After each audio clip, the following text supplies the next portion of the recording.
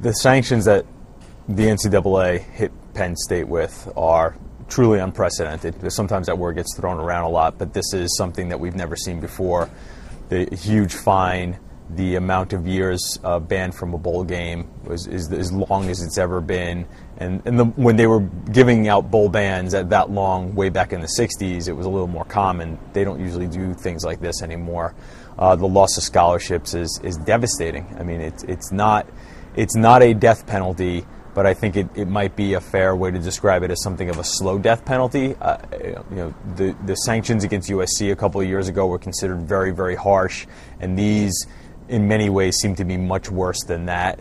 So it's going to be a devastating blow to Penn State football. It'll be years before we see the Penn State that we're sort of accustomed to. Yeah, the scholarships are probably the most damaging part of it, just simply because you don't have the numbers that other teams will have.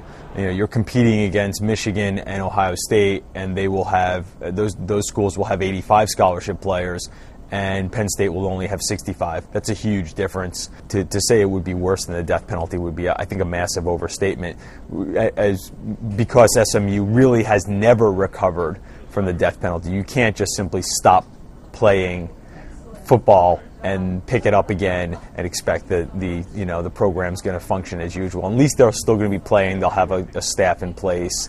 They'll have scholarship players in place. This is not the death penalty. Penn State. Yeah, it is. It's a strange situation now. He had done a very good job by all accounts of recruiting despite the scandal and the possibility of sanctions. So right now, immediately, that sort of gets blown up a little bit because you're going to have recruits decommitting. Now you also have to recruit your own kids. So on top of that, he's going to be faced with, inevitably, at least a few kids are going to present him with the opportunity or the need to recruit these kids to stay. And, that's tough. The fact of the matter is that most coaches don't have to deal with that. It sounds trivial, but a lot of how the program will be viewed going forward simply centers on wins and losses. And will Penn State still draw 105,000 people when coming off of another, a 5-7 season, going into another season where it loses 3 of its first 5 games? Maybe not.